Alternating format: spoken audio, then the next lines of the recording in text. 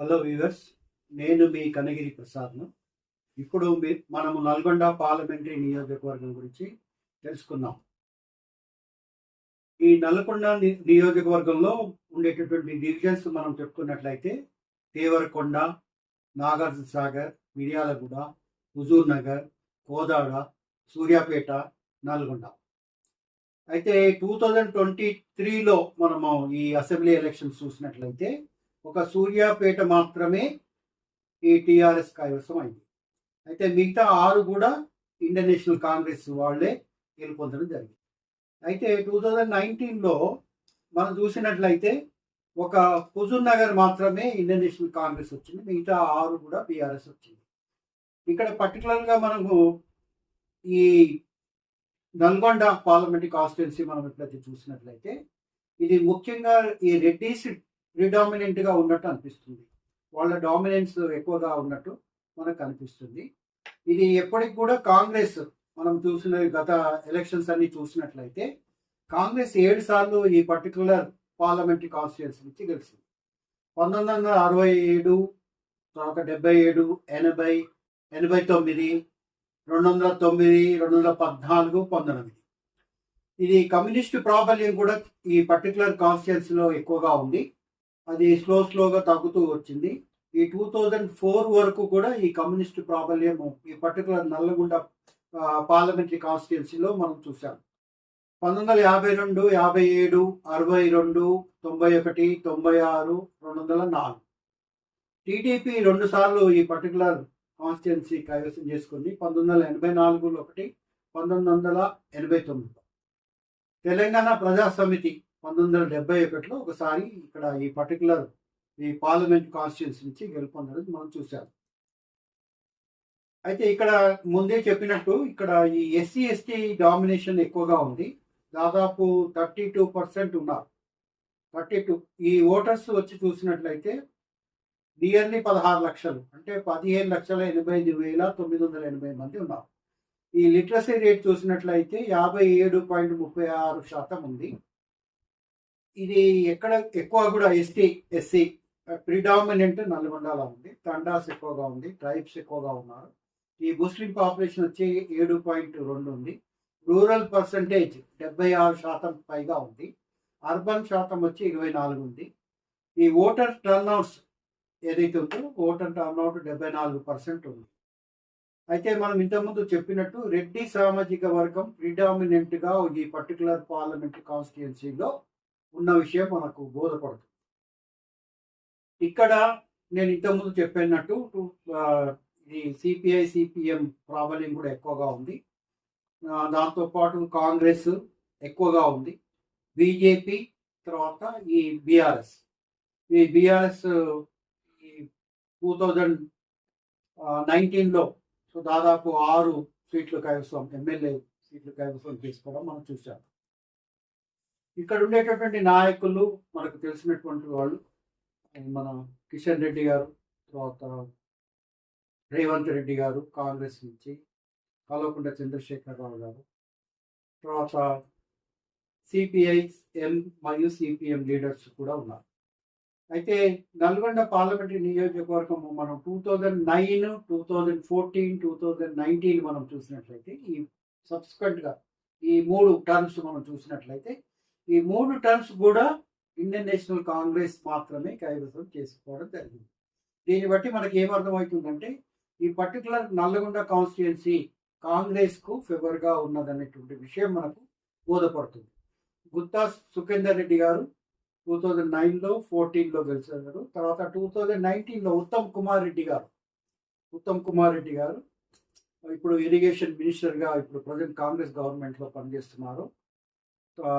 తర్వాత తన ఇన్ఫ్లుయెన్స్ కూడా ఈ పర్టికులర్ నల్గొండ కాన్స్టిట్యున్సీలో ఉంది. తనను ఈ పర్టికులర్ నల్గొండ కాన్స్టిట్యున్సీ ఇన్ఛార్జ్గా కూడా వాళ్ళు చేయడం జరిగింది. మనం 2009లో మనము ఓటింగ్ పర్సంటేజ్ చూసినట్లయితే మనం ఇంతకుముందే చెప్పినట్టు గుత్తా సుఖేందర్ రెడ్డి గారు 4,93,849 ఓట్లు వచ్చాయి. అంటే 45.78% ఓటింగ్ పర్సంటేజ్ వచ్చింది.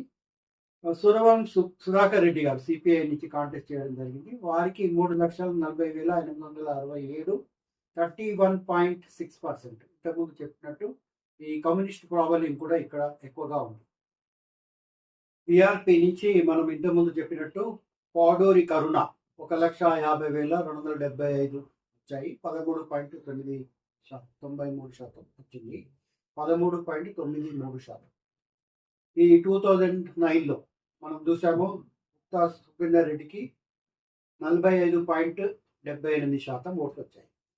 2014లో చూసినట్లయితే నల్గొండ పార్లమెంటరీ నియోజకవర్గం నుంచి మళ్ళీ గుత్తా సుఖేందర్ రెడ్డి గారు 4,72,093 అంటే 39.69% వచ్చింది. తెలుగుదేశం నుంచి తేరా చిన్నప్పరెడ్డి గారు 2,78,937 ఓట్లు వచ్చాయి. 23.45% ఓట్ పర్సెంటేజ్ వచ్చింది.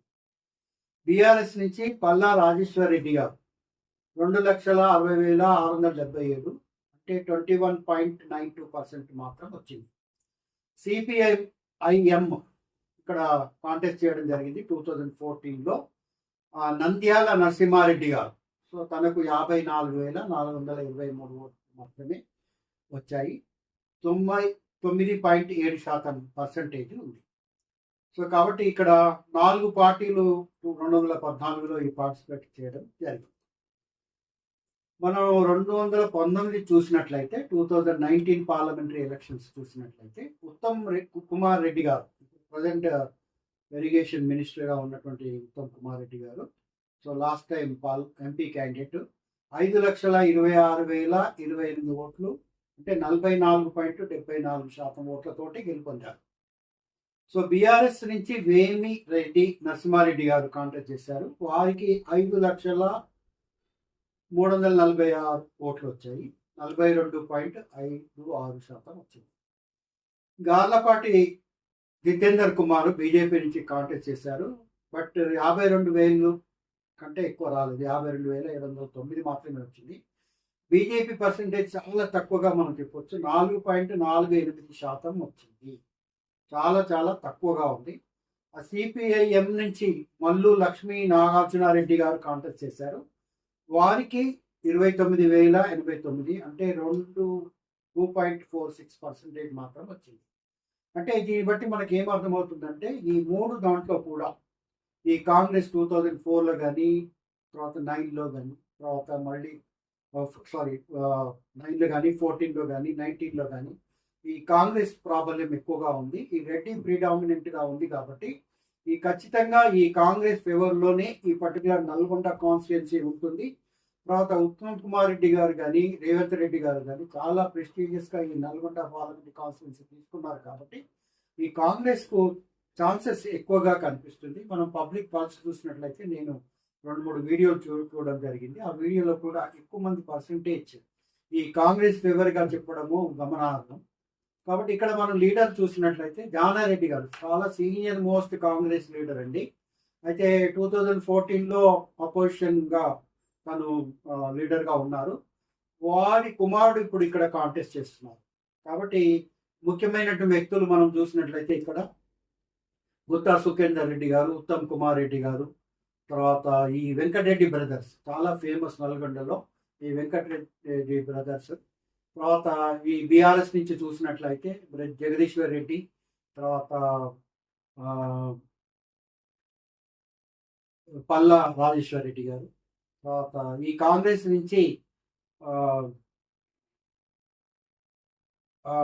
దయాకర్ గారు ఈ కొన్ని కారణాల వల్ల ఎమ్మెల్యే సీటు తనకు ఇక్కడ ఇవ్వలేదు. కానీ ఈ ప్రామినెంట్ లీడర్గా మనము చెప్పుకోవాలంటే మనము ఈ దయాకర్ గారు కూడా ఈ పర్టికులర్ కాన్స్టిట్యున్సీలో ఉన్నారు.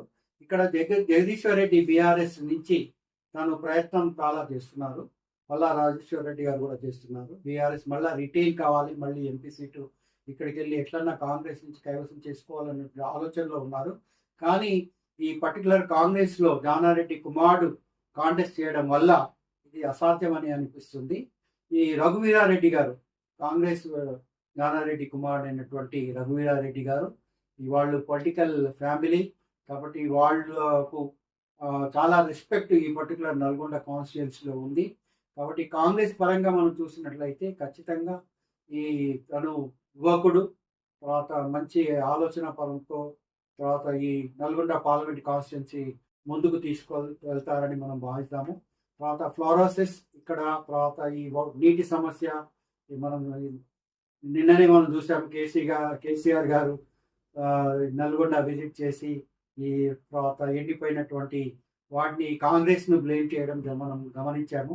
కాబట్టి దాని కౌంటర్గా ఉత్తమ్ కుమార్ రెడ్డి గారు కూడా సమాధానం చెప్పడం మనం కూడా చూసాము. కాబట్టి ఏది ఏమైనా కూడా ఈ పర్టికులర్ కాన్స్టిట్యున్సీ కాంగ్రెస్ పరంగా చాలా అడ్వాంటేజెస్ ఉన్నదనే విషయాన్ని మనం చెప్పక తప్పదు. తర్వాత ఈ బీఆర్ఎస్ నుంచి కంచెర్ల కృష్ణారెడ్డి గారు కాంటెస్ట్ చేస్తున్నారు. ఈ కంచెర్ల కృష్ణారెడ్డి గారు 40 ఏళ్ల సుదీర్ఘ పొలిటికల్ అనుభవం ఉంది. తర్వాత వీళ్ళ బ్రదర్ భూపాల్ రెడ్డి గారు టీడీపీ నుంచి నల్గొండ పర్టికులర్ అసెంబ్లీ కాన్స్టిట్యున్సీని రిప్రజెంట్ చేశారు. తర్వాత 1980 నుంచి కూడా ఈ 7 ఏళ్ల క్రితమే వీళ్ళు బీఆర్ఎస్లో ఇక్కడ చేరడం జరిగింది. కాబట్టి కంచెర్ల కృష్ణారెడ్డి గారికి కూడా మంచి పేరు ఉంది. మరి వీ హ్యావ్ టు సీ. తర్వాత ఇంకొక వ్యక్తి బీజేపీ, మనం ఇంతకుముందే చూసాము 52,000 కంటే ఎక్కువ ఈ పర్టికులర్ ఓట్స్ రాలేదు బీజేపీకి. బట్ ఈసారి బీజేపీ ఖచ్చితంగా ఓటు పర్సంటేజ్ పెంచుకుంటుంది, దాంట్లో సందేహం లేదు. బీజేపీ నుంచి సానంపూడి సైదిరెడ్డి తను బీఆర్ఎస్ నుంచి ఇక్కడికి రావడం జరిగింది. తర్వాత తను కూడా యువకుడు. బీఆర్ఎస్ పార్టీ నుంచి 10th మార్చ్ 2024లో ఇతను ఈ బీజేపీలో చేరడం జరిగింది. తర్వాత ఈ హ్యాస్ గివెన్ టికెట్, అంటే టీఆర్ఎస్ నుంచి 2018లో అతనికి టికెట్ ఇస్తే తను ఓడిపోవడం జరిగింది. 7,000 ఓట్లతోటి ఓడిపోవడం జరిగింది. తర్వాత 2019లో ఈ ఎమ్మెల్సీగా నామినేట్ చేయడం జరిగింది. కాబట్టి ఇక్కడ పర్టికులర్ బీఆర్ఎస్ నుంచి తను బీజేపీకి రావడం వల్ల బీజేపీలో కొంచెము ఇప్పుడు మిగతా లాస్ట్ ఇయర్ కంటే ఈ బీజేపీ నిజంగా పుంజుకుందనే చెప్పాలా. ఈ ఖచ్చితంగా ఓట్ పర్సంటేజ్ పెరుగుతుంది. కాబట్టి కాంపిటీషన్ అనేది ఈ ఇండియన్ నేషనల్ కాంగ్రెస్ మరి బీఆర్ఎస్ మధ్యలో ఉంటుంది. బీజేపీ 3rd ప్లేస్లో ఉంటుంది. ఖచ్చితంగా నల్గొండ పార్లమెంటరీ కాన్స్టిట్యున్సీలో రెడ్డి ప్రిడామినెంట్ కాన్స్టిట్యున్సీ కాబట్టి ఖచ్చితంగా ఈ రఘువీరారెడ్డి 100% ప్రజల మన్ననలు పొంది గెలుపొందుతారనేటువంటి ఆశాభావం ప్రజల్లో ఉంది. కాబట్టి ఈ ఎలక్షన్స్ అనేది మనకు చెప్పేటట్టు ఉండదు. ఖచ్చితంగా ఈ వాళ్ళు నేషనల్ పర్స్పెక్టివ్ చూసినట్లయితే మరి బీజేపీకి ఓటు వేస్తారనేటువంటి ఆలోచనలో కూడా కొందరు ఉన్నారు. కాబట్టి ఏది ఏమైనట్టు బీఆర్ఎస్ తను చాలామంది కాంటెస్టింగ్ క్యాండిడేట్స్ అందరు కూడా వాళ్ళు వేరే పార్టీకి వెళ్ళడం వల్ల బీఆర్ఎస్ చెప్పుకోదగ్గ ఓట్లు రావేమో అనేటటువంటి ఆలోచనలో కూడా ప్రజలలో ఉన్నారు. కాబట్టి ఈ పార్లమెంట్ అనేది నల్గొండ పార్లమెంటరీ కాన్స్టిట్యున్సీ ప్రెస్టీజియస్ ఎలక్షన్స్గా ఈ మన రేవంత్ రెడ్డి గారు కానీ, ఉత్తమ్ కుమార్ రెడ్డి గారు కానీ, కోమటిరెడ్డి బ్రదర్స్ కానీ భావిస్తున్నారు. జ్ఞానారెడ్డి కొడుకు ఖచ్చితంగా గెలుపొందే దిశలో ఉన్నాడన్నటువంటి సందేహం లేదు. కాబట్టి బీజేపీ సబ్స్టాన్షియల్గా మన ఓటు పర్సంటేజ్ ఇంప్రూవ్ చేసుకుంటుందనే దాంట్లో సందేహం లేదు. ఇది నేను అబ్జర్వ్ చేసినటువంటి విషయాలు పార్లమెంటరీ కాన్స్టిట్యున్సీ నుంచి. సో కాబట్టి ఇది మీకు నచ్చినట్లయితే మీరు దీన్ని సబ్స్క్రైబ్ చేయండి. తర్వాత మీ కామెంట్స్ పెట్టండి. ఖచ్చితంగా ఇది నాది 3rd నల్గొండ పార్లమెంటరీ కాన్స్టిట్యున్సీ. మిగతా 14 కాన్స్టిట్యున్సీ కూడా నేను అతి తొందరలో కూడా నేను చేయాలని అనుకుంటున్నాను. ఇది చాలా డీటెయిల్గా స్టడీ చేసి ఈ పర్టికులర్ పార్లమెంటరీ కాన్స్టిట్యున్సీ నేను చెప్పడం జరుగుతుంది. కాబట్టి ఇందులో ఏమైనా పొరపాట్లు ఉంటే నన్ను క్షమించవలసిందిగా కూడా నేను లీడర్స్ని కోరుతున్నాను. Thank you very much.